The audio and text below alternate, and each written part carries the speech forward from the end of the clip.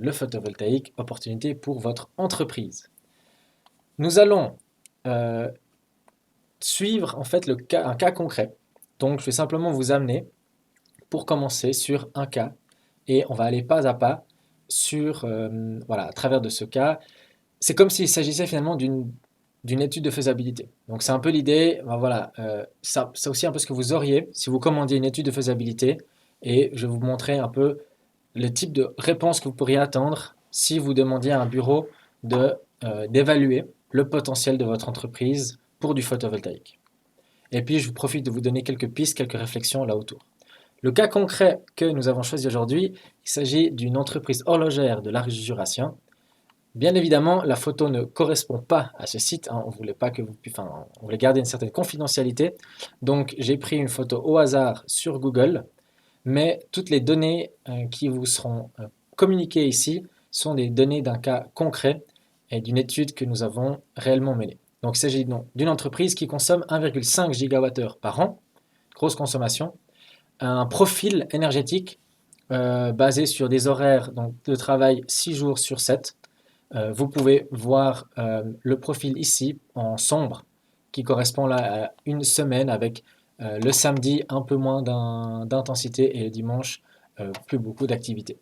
Avec des horaires de travail 6h, 22h. Voilà un peu pour vous donner le cadre de ce cas concret. On commence généralement par une évaluation technique voilà, du bâtiment, la faisabilité du site pour le photovoltaïque. Alors, premier point, l'évaluation de la toiture. Bien sûr, c'est le plus important là où les panneaux seront installés. On va regarder le type de toiture. Est-ce qu'il s'agit d'une toiture inclinée, d'une toiture plate? Quel est le type de charpente? Une charpente métallique, une charpente béton, une charpente en bois. Quel est le type de couverture? Des graviers, est-ce qu'il y a des tuiles, est-ce que c'est des tôles, etc. Dans notre exemple, nous avons une toiture plate avec gravier, charpente en béton. Qu'est-ce que ça change ces différents types? C'est plus pour monter le projet, mais on peut voir des petites différences au niveau des coûts. Une toiture inclinée en tôle aura les coûts les plus bas de photovoltaïque.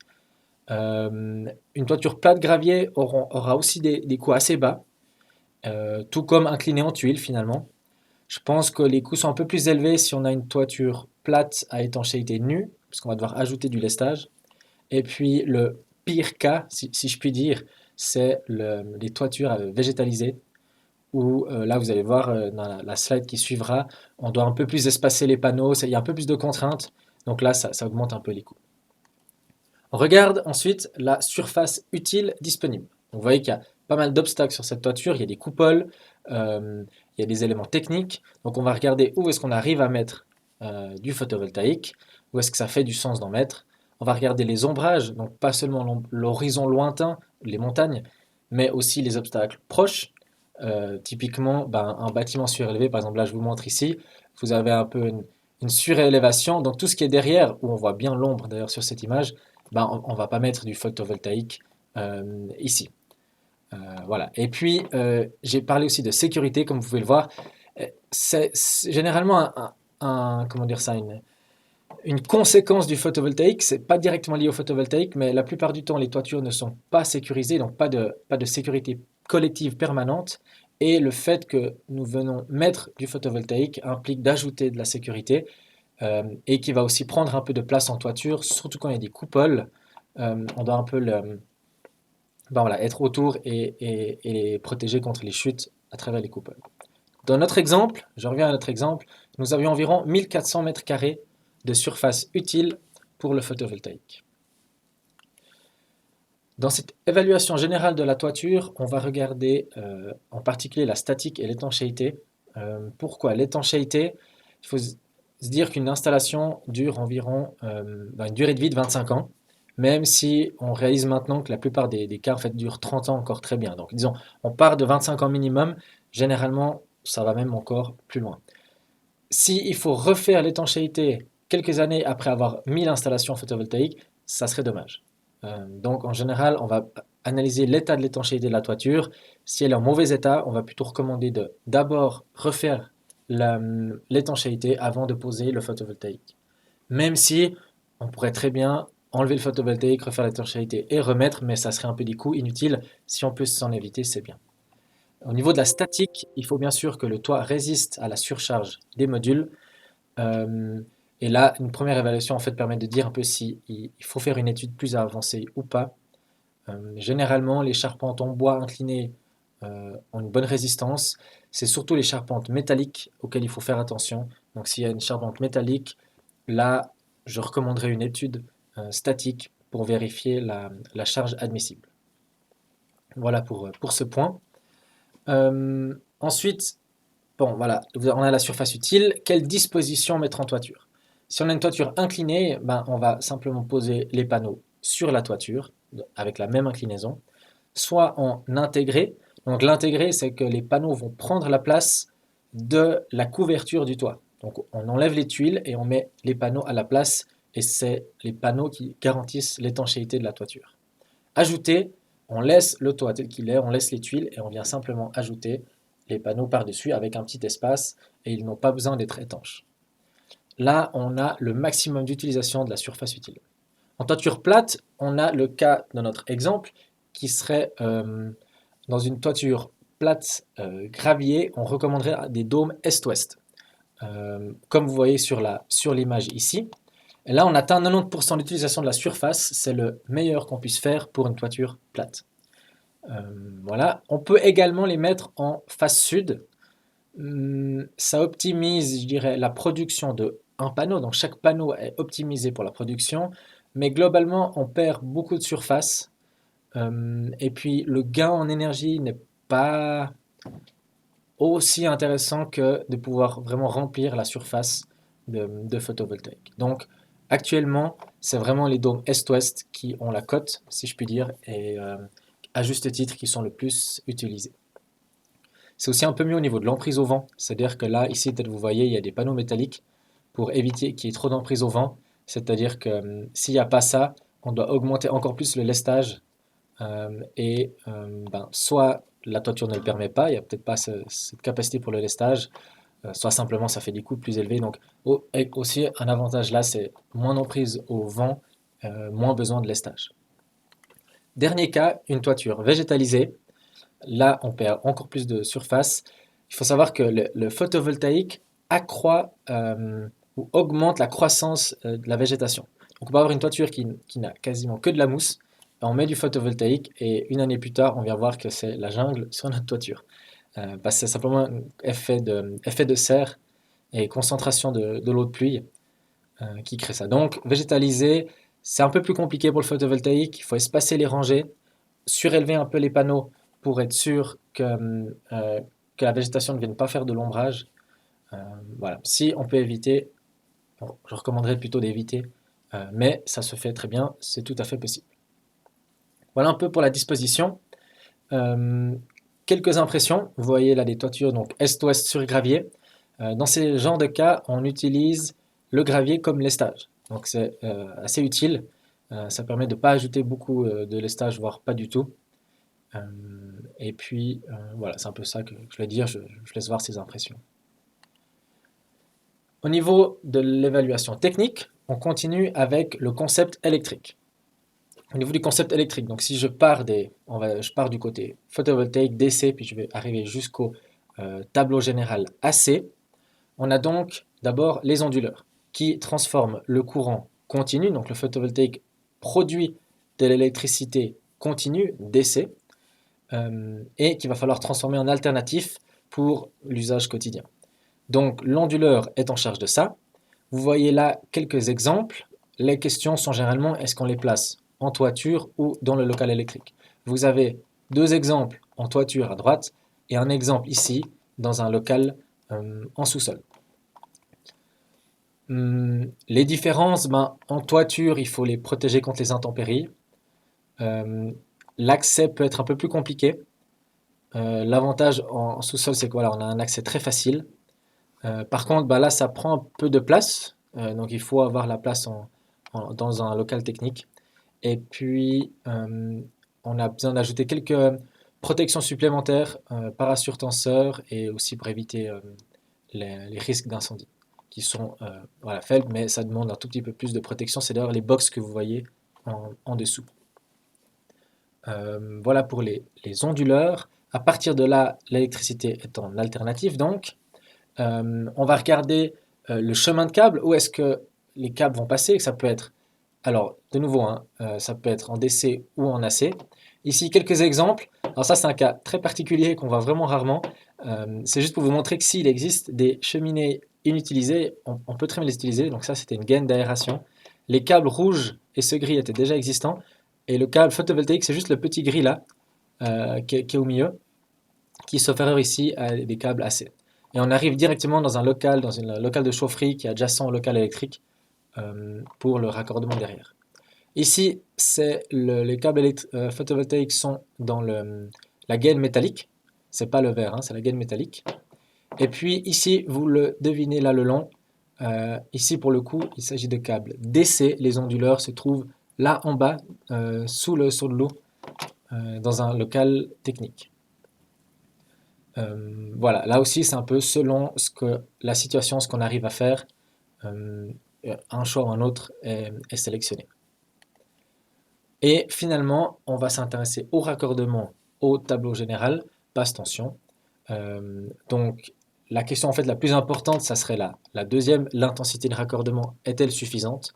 Est-ce que, admettons qu'il n'y ait aucune consommation sur place et toute la production photovoltaïque doit être injectée dans le réseau, est-ce que le raccordement de votre bâtiment au réseau est-elle suffisamment dimensionnée? Est-ce que les câbles de réseau derrière, donc au-delà de votre bâtiment, est-ce qu'ils vont supporter la charge du photovoltaïque? Ça, c'est des questions assez importantes dans la faisabilité d'une installation, parce que d'augmenter l'intensité des raccordements, ça peut coûter cher, et c'est ça qui pose le plus de contraintes pour les installations, qui vont finalement peut-être limiter la puissance qu'on peut installer.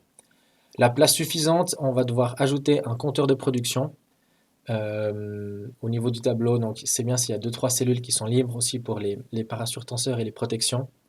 Donc on regarde qu'il y ait un peu de place dans le TGBT. Si on cherche à mettre les onduleurs au niveau du local électrique, on va aussi regarder si là il y a la place pour les onduleurs. Voilà, je pense que je suis arrivé au bout pour la partie, je dirais plus évaluation technique et tout ce qui tourne autour de la technique du photovoltaïque. Et je vous propose d'aller maintenant dans ce qui s'agit de la puissance de production, analyse énergétique au niveau de cette installation. Alors, comment est-ce que nous évaluons le rendement énergétique? On va tout d'abord regarder le rayonnement sur le site qui nous intéresse. Là, je vous ai montré la carte de la Suisse avec le rayonnement. Plus c'est rouge foncé, plus il y a du rayonnement solaire. C'est donc en kWh par mètre carré. Vous voyez qu'en altitude dans les Alpes, c'est là où en Suisse, on a le plus d'énergie du soleil qui arrive chez nous. Et on est aussi un peu mieux loti en Suisse romande qu'en Suisse allemande, comme vous pouvez le voir. Donc voilà, on va regarder le rayonnement. On va regarder l'orientation de nos panneaux. Vous avez ici, alors, l'arrondi là concerne l'orientation géographique. Ouest, est, et là, ici, c'est le sud. Donc à 0 degré, on est plein sud. Donc ça, ce sont les lignes. Et puis l'axe ici, qui donne les arcs de cercle, c'est l'inclinaison du panneau. Donc à 0, c'est un panneau qui est plat. Et puis, donc, qui est plat. Et puis, si on est à 20 degrés, donc on aura un panneau de 20 degrés. On va chercher si on est à l'est, à l'ouest ou comment toujours à 20 degrés. Et ensuite, on regarde finalement le potentiel de production par rapport au maximum qui se situe par là. Chez nous, c'est environ plein sud, 37 degrés, ce qui est le maximum. Mais je pense, pour moi, ce qui est vraiment important dans ce graphique, c'est de voir que le 100%, il est grand, il est large. C'est un grand cercle. Et même le rouge là autour, qui est relativement grand, on est toujours à 95% du potentiel maximum de production. Donc c'est un peu pour montrer que finalement, on n'a pas besoin d'être plein sud. Même un est-ouest avec faible inclinaison d'environ 10 degrés, on a toujours une excellente production. Et c'est pour ça qu'actuellement, c'est plutôt ce genre de système qu'on installe. Voilà pour l'orientation. La puissance, un système photovoltaïque est caractérisé par sa puissance de crête. sous les conditions STC, donc les conditions standards, qui sont un rayonnement de 1000 watts par mètre carré à 25 degrés à pression atmosphérique. Voilà, c'est donc des conditions laboratoires, donc on définit une installation selon ce qu'elle pourrait produire en situation de laboratoire. Donc logiquement, elle ne va pas produire réellement ça non plus à chaque instant de la journée ou à chaque moment de l'année. On peut cependant y arriver ou dépasser, hein. Dans les pays comme l'Espagne ou l'Italie, on va facilement dépasser cette valeur de laboratoire. En Suisse, c'est un peu plus rare.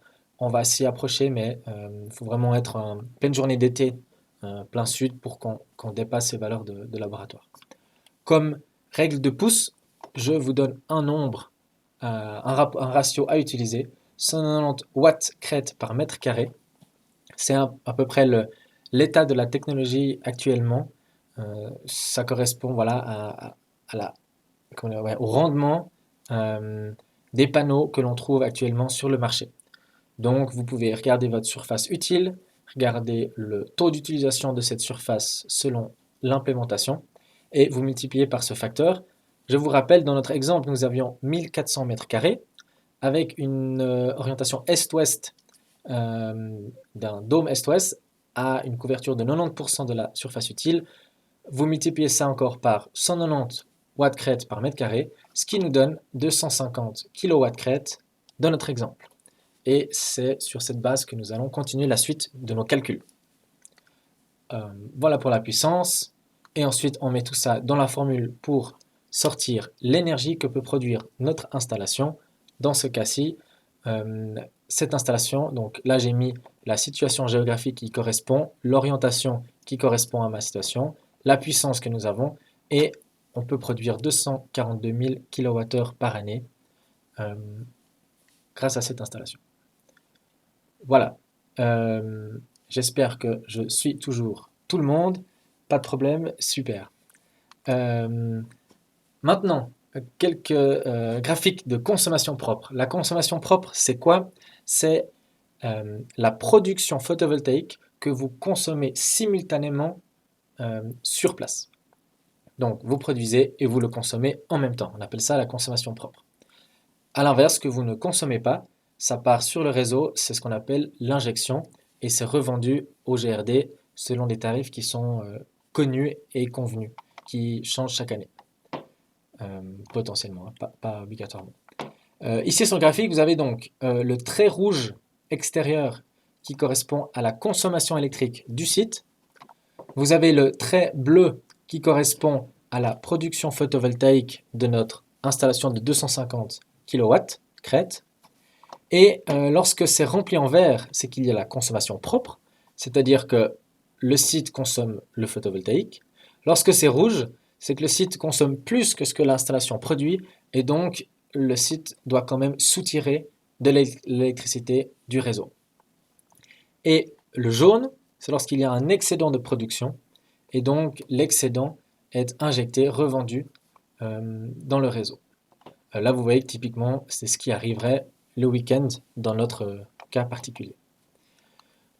Voilà, donc les économies sont générées. Donc là, je pense que, ok, là, c'est vraiment le cœur de la rentabilité d'un projet photovoltaïque. C'est la consommation propre, puisque les économies générées par une installation seront sur la réduction de la facture d'électricité, puisque tout ce qui est en vert, vous n'avez plus besoin de le soutirer du réseau.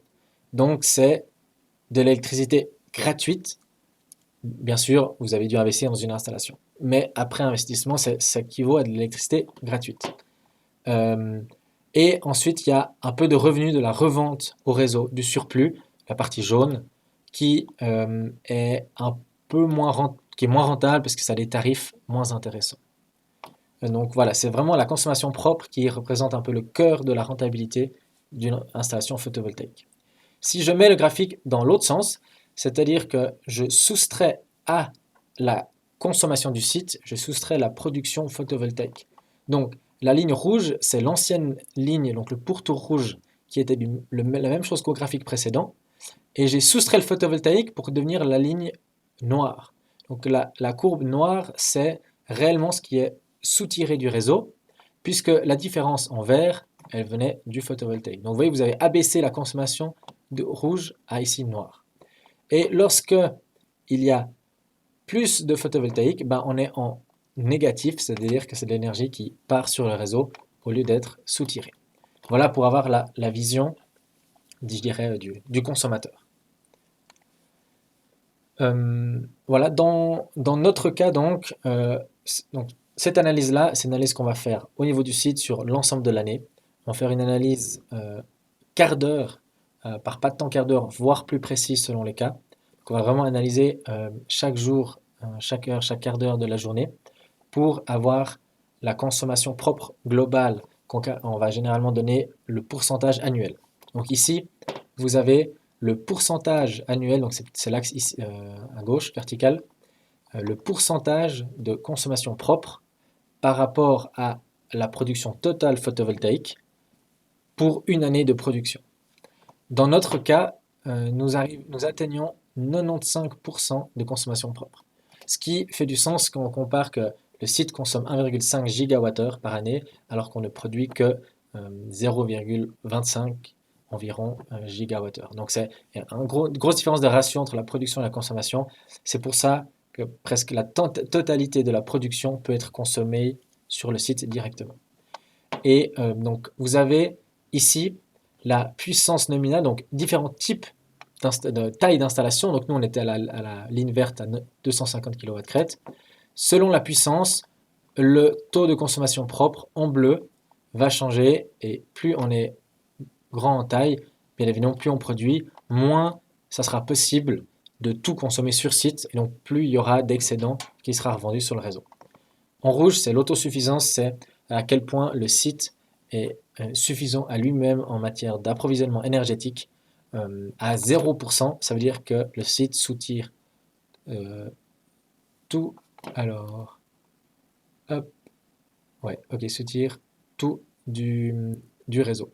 Et puis, plus on augmente, plus le site soutire du photovoltaïque. Si on arrive à 100%, mais ce n'est pas possible, on aurait 100% de l'approvisionnement photovoltaïque. Ok, voilà pour l'analyse énergétique. Je vous propose d'arriver à l'analyse financière. Et je vois que le temps passe. J'espère qu'on arrive à suivre tout le monde et puis que c'est intéressant. J'ai encore 2-3 slides et puis un peu plus si on y arrivera. Ici, vous avez un graphique d'analyse d'observation du marché de l'OFEN pour l'année 2019 qui est publié à partir d'aujourd'hui. Vous l'avez en avant-première. Vous avez la courbe avec la formule, la courbe moyenne des prix des installations photovoltaïques en fonction de la puissance et vous avez le coût spécifique, donc c'est des francs par kilowatt crête hors taxe. J'ai fait une analyse financière pour le cas que je vous montrais avec les hypothèses que vous voyez ici.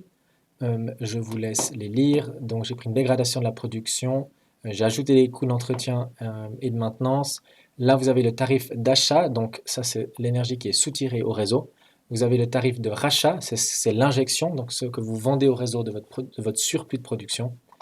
Et puis j'ai pris un taux d'actualisation de 2% pour l'analyse financière. Alors là, vous avez les résultats. Donc en gros, je rappelle 1,5 GWh de consommation du site. La production est en dessous. On avait le taux de consommation propre de 95%. L'investissement, je l'ai mis en gras, l'investissement de cette installation de 250 kW sur du gravier serait environ à 280 000 francs hors taxe. À cela se soustrait des subventions, particulièrement la rétribution unique fédérale de 77 200 francs, qui est généralement perçue une année ou 2 ans après l'installation. Donc vous devez quand même investir ce montant, mais vous savez que vous allez toucher ça assez rapidement. Donc là, j'ai mis l'investissement net. Il s'agit d'une installation à 200 000 francs. Dans ce scénario, j'ai pris 100% fonds propres. Vous avez ici les revenus liés à la consommation propre annuelle, les revenus liés à la vente du surplus injecté, les coûts d'entretien, et vous avez le bilan annuel de l'installation, ce qui donne un temps de retour sur investissement de 6,3 années, un bénéfice estimé après 25 ans, ça ne veut pas dire que ça va s'arrêter là, j'ai juste arrêté mon analyse à 25 ans, mais généralement ça continue, de un demi-million, Et le prix de revient, donc le prix de revient du kilowattheure produit par l'installation photovoltaïque est à 7 centimes. Si vous comparez ça aux 16 centimes soutirés, c'est-à-dire que lorsque vous consommez du photovoltaïque, vous consommez à 7 centimes au lieu de consommer à 16 centimes. Pour les financiers, je vous ai ajouté le TRI et la vanne. Donc on est à 13,8% de TRI et on a une vanne avec le taux d'actualisation que j'ai utilisé de 2% à un prêt proche de 400 000 francs. Voilà pour les résultats financiers que je vous montre en forme de graphique avec l'investissement brut initial. La courbe bleue, c'est donc le cash flow cumulé. Et vous avez le petit saut ici, là, hop, on voit le bleu qui fait un petit saut. C'est la subvention, la rétribution qui est arrivée à l'année 1 ou 2, à voir quand ça arrive. Et vous avez donc le gain cumulé après 25 ans. Et le temps de retour, on voit bien 6,3, la courbe bleue coupe l'axe vers 6 ans. Est-ce que nous avions choisi la bonne taille d'installation? C'est toujours une très bonne question. Comment est-ce que nous dimensionnons notre taille? Alors bon, nous, on connaît un peu on a certaines habitudes. Donc là, on avait choisi le maximum qui était possible de mettre sur la toiture. Je vous rappelle, il y avait 1400 mètres carrés de surface utile. On l'a rempli. Là, on voit que ça a été judicieux. Si je considère le temps de retour de l'investissement en fonction de la puissance installée, nous, on est donc au niveau du croisement des traits bleus.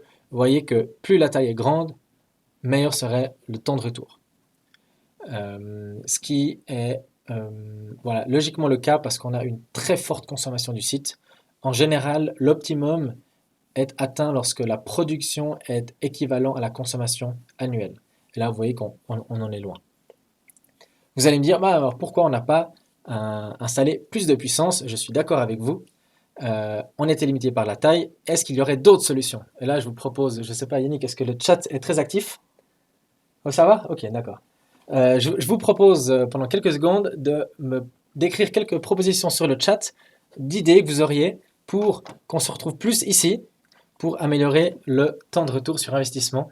Et puis Yannick pourra éventuellement me lire 2-3 idées ou sinon on verra à la fin. Donc si vous avez une idée de qu'est-ce qu'on pourrait faire pour se retrouver plutôt ici, et par exemple passer sous la barre des 6 années ou des 5 années de temps de retour. Voilà. Alors, pas encore trop de réponses, sinon je continue, je vous montre juste quelques exemples. Il y en aurait d'autres, hein, mais c'était juste pour pouvoir vous montrer aussi des photos. Voici quelques projets en façade. Donc une façade plein sud est toujours intéressante pour le photovoltaïque. Voilà. Panneaux verticaux. Oui, ouais, panneaux verticaux. C'est quoi les suggestions? Exactement, bah voilà, pour ceux qui ont écrit panneaux verticaux, c'est exactement ça. Vous avez quelques exemples. Tous ces exemples sont en Suisse. Vous avez Boudry et vous avez Renan. C'est vrai, je sais plus où. Ouais. Hop, et puis autre idée, carport. Et je pense que là, ça serait pour moi peut-être une des meilleures propositions et idées, surtout pour les industriels. Si vous avez des grands parkings, alors là, il y a de la surface et il y a des possibilités. Un carport, ça devient vraiment intéressant. Vous voyez les surfaces que vous pouvez atteindre sont très intéressantes. En plus de ça, c'est une augmentation considérable du confort pour les usagers. À l'ombre du soleil, vous allez retrouver votre voiture beaucoup moins chaude. À l'abri de la pluie ou de la neige, il est possible de créer des solutions comme par exemple un peu comme on voit là, où vous allez totalement enlever la neige sur le parking et vous pouvez réaliser des milliers d'économies en termes de déneigement. C'est vraiment un potentiel intéressant. On travaille en ce moment avec un GRD qui cherche à faire du contracting de carport. Donc c'est vraiment quelque chose qui est d'actualité. Et si vous avez un parking que vous aimeriez voilà, utiliser, couvrir, il y a des solutions de contracting, de GRD qui seraient contents de venir poser l'installation. Vous pourrez bénéficier de la couverture, du photovoltaïque. Voilà, on a une production verte très intéressante. Donc pour moi, ça c'est peut-être une des meilleures manières pour vraiment augmenter notre taille et améliorer le temps de rendement. Au niveau des coûts de structure, je suis sûr qu'il y aura la question. Oui, il y a des coûts de structure à prendre en compte. Maintenant, ça serait peut-être à comparer ça à le fait que vous avez une plus-value d'une couverture sur votre parking. Il faut aussi savoir que comme ce sont des structures prévues pour le photovoltaïque, La structure est dimensionnée comme les panneaux. Donc on a une forte réduction au niveau des coûts de structure pour les panneaux parce que c'est vraiment une solution finalement préfabriquée. Voilà, je vous présente encore deux autres sources d'économie pour l'industrie. Euh, alors, premièrement, la réduction des pointes de puissance. Euh, Là, j'ai repris le même exemple, le même graphique que vous avez vu avant. La réduction des pointes de puissance, c'est assez difficile à prévoir. Ça dépend du mode de facturation du GRD. Typiquement, est-ce qu'il va facturer la puissance par mois ou par année? Est-ce qu'il regarde la pointe annuelle? Ça dépend du profil. Un profil où il y a une seule pointe très courte, ben, il faut qu'il y en ait de la chance que cette pointe tombe aussi lorsqu'il y a une bonne production photovoltaïque. Si elle tombe à côté, ben, c'est tant pis. Donc un profil plus plat aura aussi peut-être plus tendance de manière générale, à bénéficier. Dans cet exemple, on avait un tarif du GRD de 9 francs par kilowatt par mois. Je vous ai mis dans un tableau, vous avez la ligne avant, donc sans photovoltaïque, après avec photovoltaïque, la différence et le montant. Donc, le meilleur mois, on est en juillet, on passerait de 370 kilowatts de pointe de puissance durant ce mois à 316, donc une économie de presque 500 francs pour le mois de juillet. Le pire mois, ça sera en novembre, là on arrive à zéro. Il se trouve qu'il y a eu un pic, j'ai analysé, il y a un pic à 6h45 un lundi matin, lorsque je pense que l'entreprise a réallumé les machines. À 6h45 en novembre, il n'y avait pas encore de photovoltaïque pour compenser. La somme annuelle ici correspond à 2711 francs, donc c'est une jolie somme non négligeable qui permettra d'encore améliorer la rentabilité globale du projet. Et si je compare à la valeur de l'année, donc là ici, je pars de l'idée qu'un GRD facture à l'année au lieu de facturer par mois. Et en fait, ce qui est intéressant, c'est que cet industriel a une consommation beaucoup plus importante en été. Vous voyez, quand il atteint 370, presque 380 kilowatts, comparé à peut-être 300 en janvier. Donc, même si pendant les mois d'hiver, on ne compense pas beaucoup, les mois d'hiver, les mois d'été, finalement, le pic annuel se fait en été. Et donc, on a 50 kilowatts de réduction de la pointe, ce qui fait des économies de plus de 5000 francs. Donc voilà, typiquement un cas intéressant, assez particulier dans son profil, qui finalement se serait retrouvé mieux avec un GRD qui facturait annuellement. Hop. Voilà, c'est juste pour vous rappeler que plus la puissance augmente, plus les gains en injection et en réduction de la pointe pourront être importants. Je ne vais pas m'attarder sur cette slide. Compensation du réactif, c'est une autre possibilité de réduction des coûts ou d'économie. Nous avons fait un pilote chez un industriel et on a testé les onduleurs photovoltaïques comme capables de compenser l'énergie réactive et ça peut venir en complément ou en remplacement des condensateurs. L'avantage, c'est que c'est très flexible. Ils peuvent être en capacitif ou en inductif. Il n'y a pas de frais additionnels de maintenance dans l'idée que finalement l'installation photovoltaïque est déjà là et a déjà ses propres coûts de maintenance. Bien sûr, ça marche si vous avez une installation photovoltaïque. Et puis, pourrait être intéressant de surdimensionner un peu les onduleurs, donc d'ajouter un peu des coûts. Mais c'est ce que vous voyez là. On a pris en compte un surdimensionnement des onduleurs pour avoir un peu plus de puissance réactive à disponibilité. Et puis, vous avez la comparaison avec une armoire de compensation. Donc, un cas très intéressant à étudier au cas par cas, selon la situation de l'industriel, selon où il en est. Voilà, je ne vais pas m'attarder sur ce point, si jamais s'il y a des questions, je pourrais répondre. En résumé des économies, nous avons donc ce qui vient de la consommation propre, de consommation, nous avons la réduction des pointes de puissance et nous avons la compensation du réactif, ici qui peuvent tout donner des économies sur la facture d'électricité. Les possibilités de financement, là je vois que le temps passe, donc nous avions les fonds propres, vous l'avez déjà vu, on peut faire avec un emprunt, là j'ai fait un exemple, 90% d'emprunt, 10% de fonds propres, avec un coût de la dette de 1,5% sur 10 ans. Vous voyez ici les bénéfices, le temps de retour et les autres valeurs. Donc là, ça fait un effet de levier très intéressant puisque vous investissez très peu et vous avez d'énormes gains. Finalement, il y a également le contracting où là, vous n'investissez rien du tout. Vous demandez à quelqu'un de venir un externe de s'occuper de l'installation. Il sera lui propriétaire de l'installation. Vous lui louez votre toit. Généralement, c'est un contrat, il va vous proposer un tarif de l'électricité 2 centimes moins cher que le réseau. Donc vous avez zéro investissement, vous avez zéro risque, et puis par contre, bien sûr, vos bénéfices sont moins importants que dans les deux autres cas. Voilà les comparaisons entre investissement et contracting.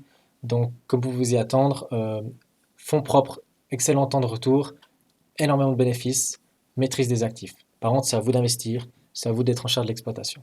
Pour l'emprunt, l'effet de levier, comme je l'ai montré, qui est très important. Les bénéfices, maîtrise des actifs, là, l'exploitation aussi à vous de gérer et un endettement, à voir si c'est dans votre intérêt ou pas, cet endettement.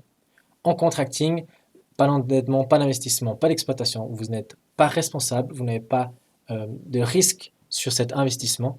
Par contre, faible bénéfice et vous devez être en charge des servitudes. Euh, voilà, quelques aspects principaux d'un contrat, je vais pas m'attarder dessus.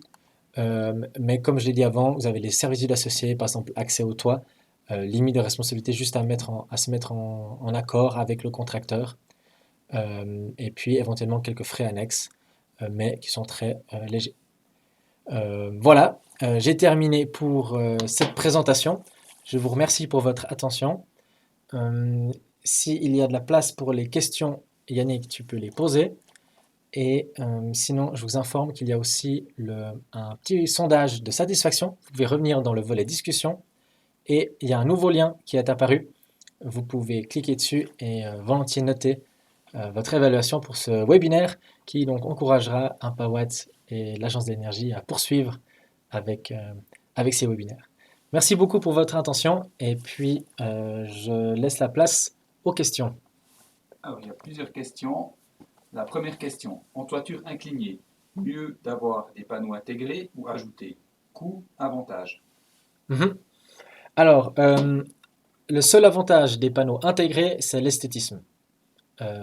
C'est ça. Donc c'est juste une raison esthétique. Sinon, c'est plus cher. Ça peut être 30 à 50% plus cher d'être en intégré. Donc moi, je recommande uniquement de faire de l'intégré si vous faites une rénovation de la toiture ou si c'est un toit neuf. C'est-à-dire que vous économisez le coût des tuiles. Donc si vous allez économiser le coût des tuiles, ça peut valoir la peine.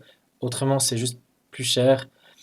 Et donc on le ferait pour l'esthétisme. Donc c'est une plus-value esthétique. Voilà, faut savoir aussi que du coup, ils chauffent un peu plus parce qu'ils sont directement sous le toit. Il n'y a pas un filet d'air entre deux. Donc en ajouter, on a aussi un petit gain avec une réduction du réchauffement des panneaux. Quelle maintenance y a-t-il sur les onduleurs? À quelle fréquence? Durée de vie des onduleurs, on est environ entre 10 et 15 ans. Donc, on part de l'idée qu'il faut remplacer une fois, voire maximum deux fois les onduleurs durant la durée de vie de l'installation. Est-il possible d'installer des panneaux sur une toiture demi-cercle? Demi-cercle, Yannick, est-ce que tu peux préciser? Alors, je ne suis pas sûr de la situation demi-cercle. En... Alors, en façade ou en... Je pense Ah, que ou sur le peut-être toit incliné. en Ah ouais, non, C. je vois, le toit incliné. Alors oui, c'est possible. Par contre, là, on va plutôt, je pense, aller pour des modules spéciaux qui seront adaptés. Je crois qu'en ce moment, il doit y avoir quelques exemples. Je crois à la patinoire de Tramelan, sauf erreur, c'est ce qu'ils sont en train de faire. Donc, c'est plutôt des modules spéciaux. Voilà, on va chercher plutôt là, du coup, de l'intégrer pour le coup, parce qu'en ajoutant, on aura plus de peine à suivre la courbure. Quel est le ROI moyen d'une installation? Donc le ROI, c'est en français, c'est le Return of Investment, donc c'est le temps de retour. Euh, alors, bah, j'imagine que j'ai répondu dans l'analyse financière. Ça, alors, donc c'est le temps de retour, hein, en français, ouais. Alors, bah, ça dépend de la taille, hein. Là, vous avez vu l'exemple que je vous ai montré, on était vers 6 ans. C'est assez vrai pour des grandes installations. Si on est dans des villas, on sera vers 18 ans. 19 ans, donc des villas, on aura un temps de retour bien moins intéressant. Mais pour des industriels, comme je vous ai montré, on est très facilement à 6 ans, on peut même être en dessous. Là, je vous ai quand même montré une analyse avec un peu conservative. J'ai pris des assez grands coûts euh, de maintenance, d'entretien. Donc, on peut vraiment estimer que voilà, ça peut mettre mieux. Est-ce qu'il y a d'autres questions, Yannick? Oui. Est-ce que les carports sont aussi subventionnés? Oui, ça ne fait aucune différence. Ce qui est subventionné, c'est la puissance que vous installez. Donc la subvention est proportionnelle à votre puissance. Ça ne fait aucune différence si c'est un carport en toit ou en façade. Pour le moment, il n'y a pas de subvention particulière en façade. Peut-être que ça viendra un jour. Donc aucune différence de votre type d'installation. C'est bien, je vois qu'il y a des bonnes questions très intéressantes.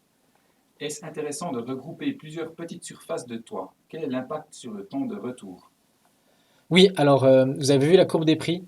Euh, Plus on augmente de taille, meilleur sera disons, voilà, moins on aura de coût de l'installation. Donc le plus grand on peut être en un coup en une installation et c'est le plus intéressant. Donc rassembler les petits pour faire une grande, c'est beaucoup plus intéressant. Et ben, on peut réduire le temps de retour, on peut diviser par deux le temps de retour selon